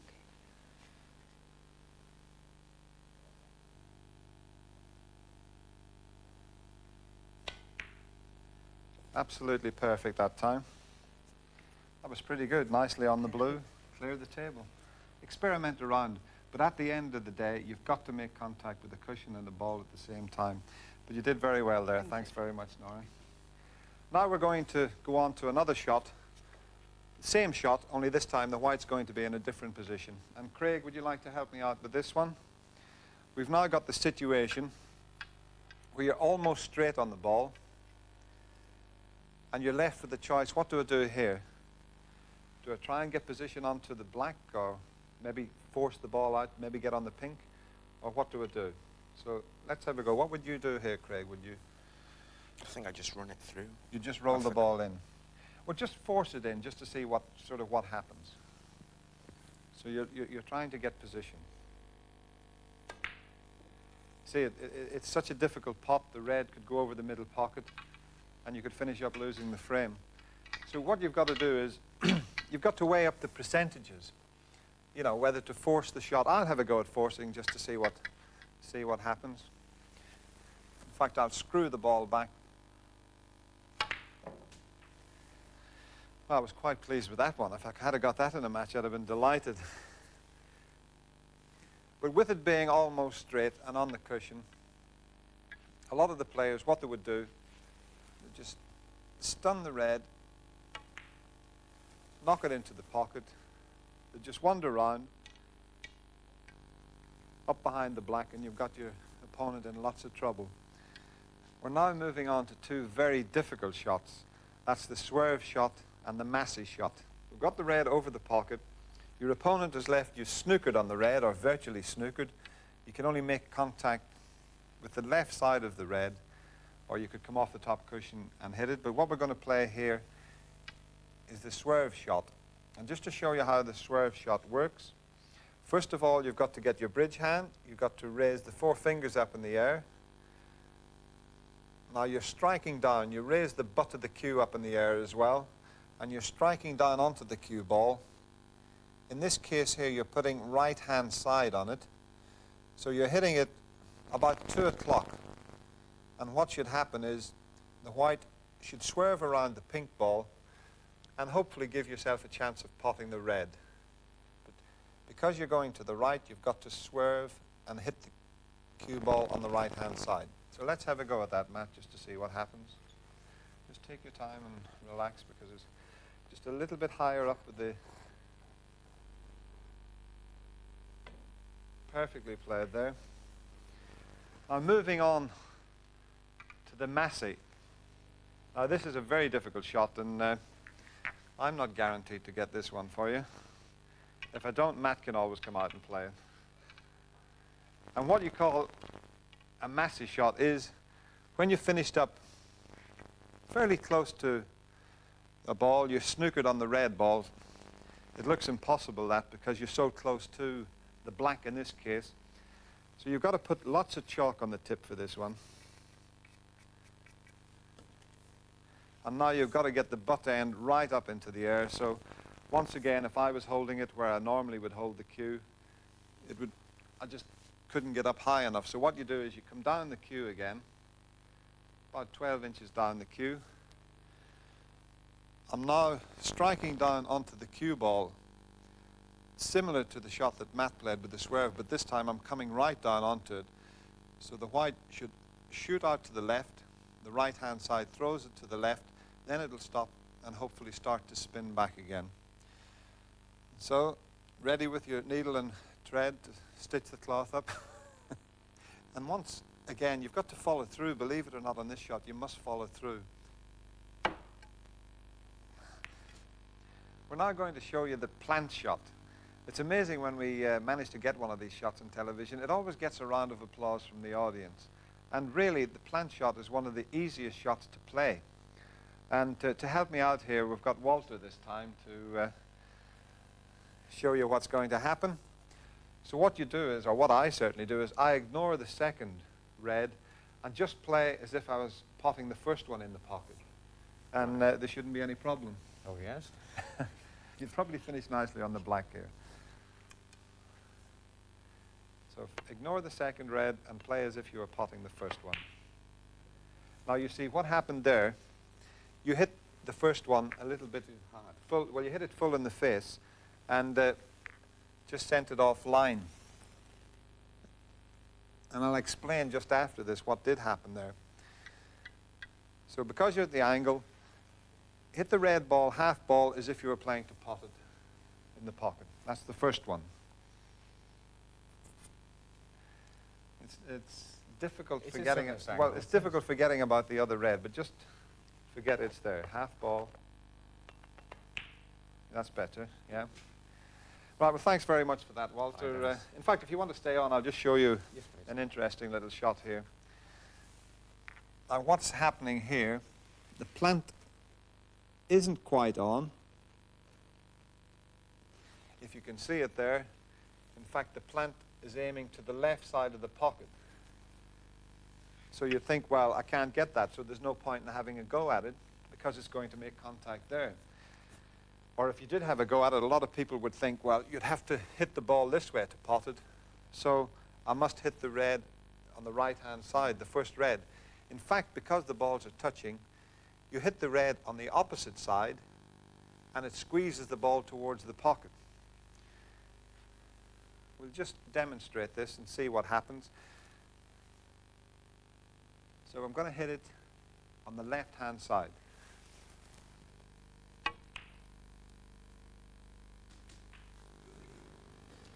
In the middle of a good break, Dean Reynolds has got himself into a spot of bother. He has to make a plant along the cushion and at the same time hold position for the black.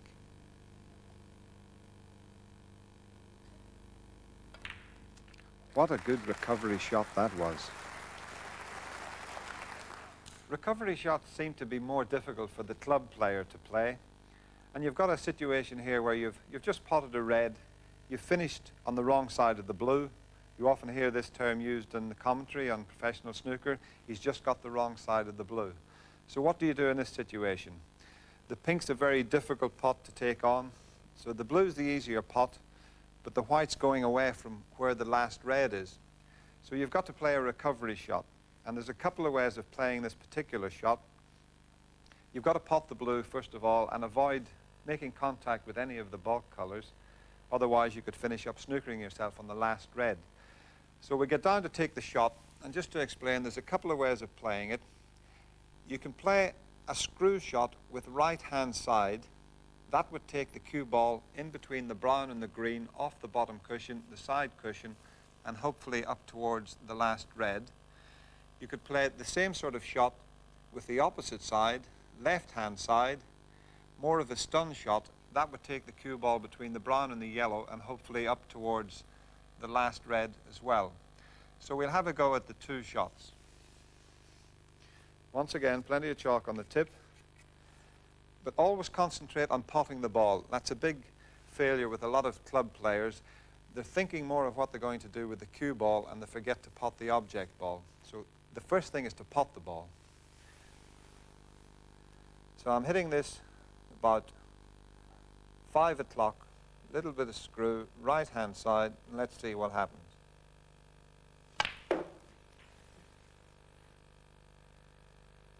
and the white is spinning. I've left myself a shot on the red. We'll try the same thing the other side of the table this time, coming between the brown and the yellow.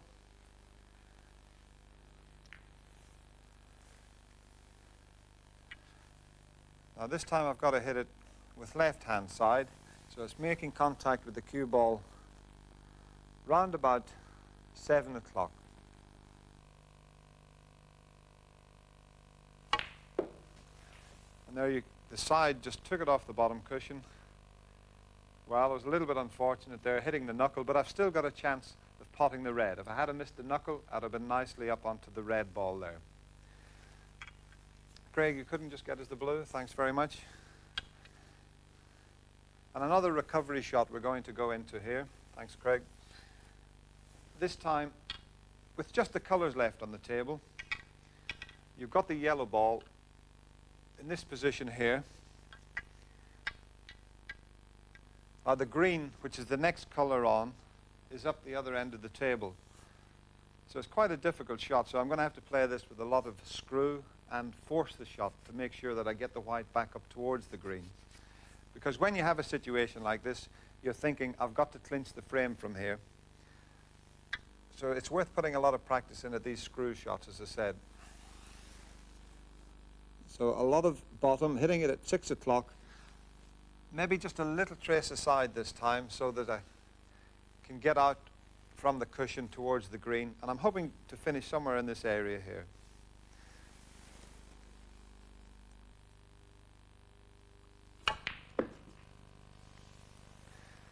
And as you can see, the white has come up into the perfect position. I should really clinch the frame from there. So as I mentioned, practice, practice, and practice. When you've cracked it, we'll see you with all the rest of the professionals. We try to please everybody. We try to toe the line.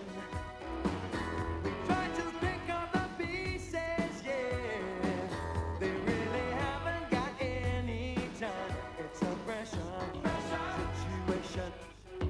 Trying to make you see while you close your mind. Yes, it's a pressure situation. Feeling the pressure. It's a pressure situation. Trying to make you see while you close your mind. Yes, it's a pressure situation. Feeling the pressure. Snooker is a game you can play all of your life, whether you're 8 or 80. Most clubs have a handicap system, as in golf, so you've always got a chance no matter who you're playing. At the end of the day, it's only a game, but what a nice way of escaping from the pressures of the office, the factory, or the kitchen sink. I hope that we've passed on enough hints to encourage you to play a little better. Always try and remember 4 points. Keep your head still, have a nice pause before delivering your cue, look at the object ball, and finally deliver the cue through in a straight line. I'd like to take this opportunity of saying a special thanks to our 4 superstars, Craig, Nora, Walter, and Matt. Thanks very much indeed. Hope you enjoyed it. Until the next time, happy potting. Right, back to work, everybody. Up and down the spots.